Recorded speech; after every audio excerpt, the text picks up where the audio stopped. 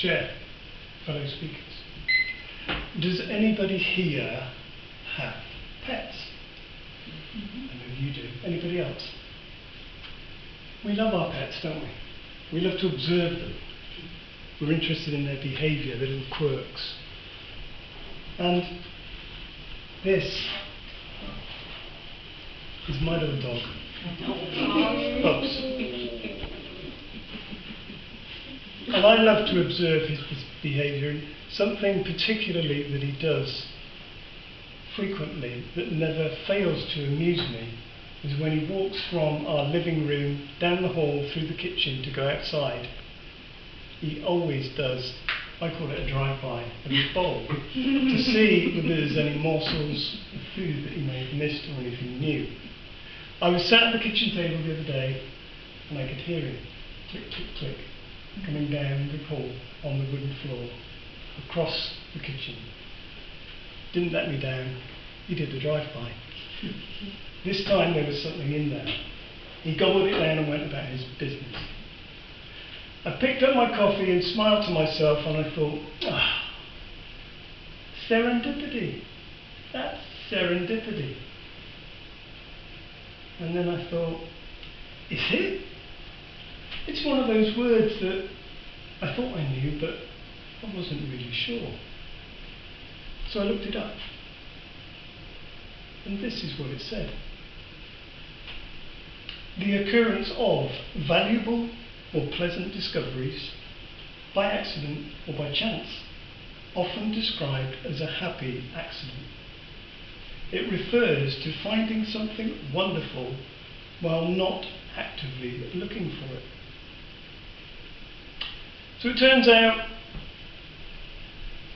in finding a tasty morsel wasn't serendipity, it's just this furry little chancer.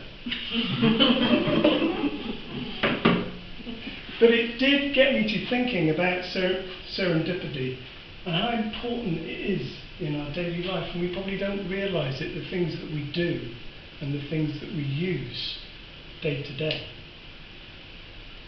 From the trivial smile on your face, spring in your step, to the labour saving, the convenience, even the life saving. Now, who hasn't been in this situation? You ready to go out the door? Wallet, car keys, house keys, phone.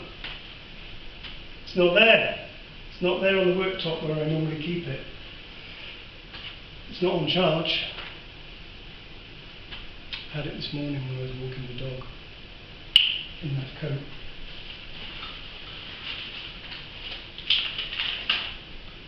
£10 note! A smile on my face and a spring in my step.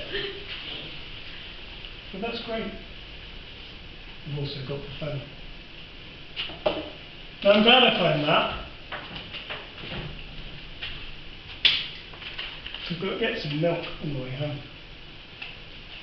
Do you know anything about post-it notes? Anybody use post-it notes? They're great, aren't they? What do we think? Happy accident, serendipity? No chance. Well, we say that, but poor old Spencer Silver was the scientist for 3M, a company in the United States, tasked with making a super strong adhesive for 3M. He failed miserably. He made a very low-tack adhesive that made paper tacky and reusable. Don't let me down, post-it note. The company wasn't interested, but his friend was. He took it and used it in his hymn book on Sundays. A bookmark would fall out of his hymn book. This was perfect.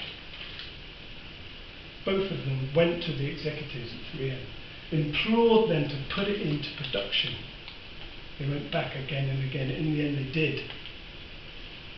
Anybody like to hazard a guess of the global value of sales of post-it notes last year? 2 billion. 2.5 billion. Wow. What a fantastic, profitable, happy accident. Who hasn't got a microwave in their house? You do, you don't? I don't. You don't?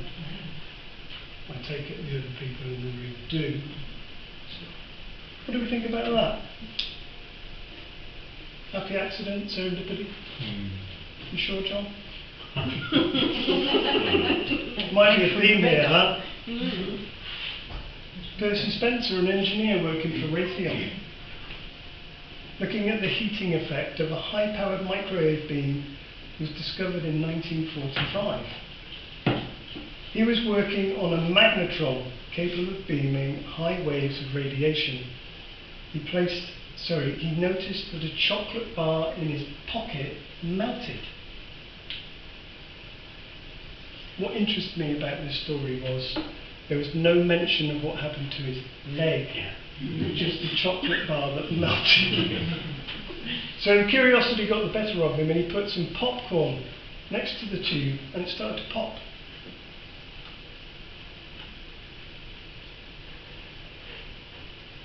He then created a high-density electromagnetic field by feeding microwave power into a metal box.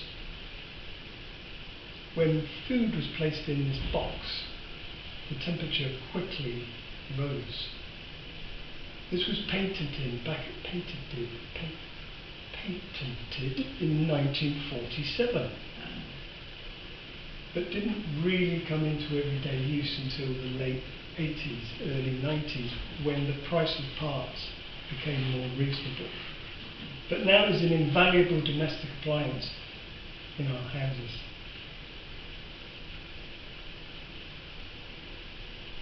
Who hasn't at some point in their lives had to take antibiotics?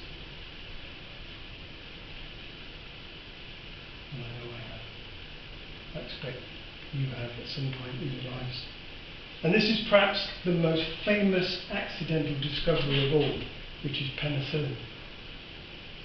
This was a group of antibiotics used to combat bacterial infections by a Scottish biologist called Alexander Fleming, who you probably know. He took a break from his lab work investigating Staphylococcus. That's easy for me to say. When he went on holiday, when he returned, he found that one petri dish had been left open and a blue-green mould had formed. This fungus had killed off all surrounding bacteria in the culture. The mould contained a powerful antibiotic, penicillin. This could kill harmful bacteria without a toxic effect on the body. At the time, Fleming's findings didn't garner much scientific interest. In fact, it took another decade before this drug was available for use by humans. However, retrospectively, Fleming's chance discovery has been credited as the moment when modern medicine was born. So from the trivial smile on your face, spring in your step, tenner in your pocket moment,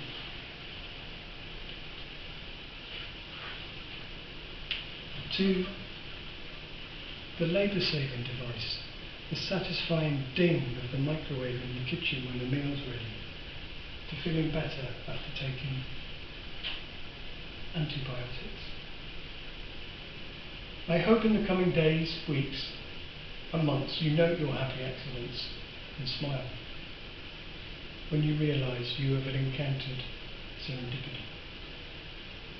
You never know, your next happy accident may give you the inspiration for your next speech when you aren't looking for it.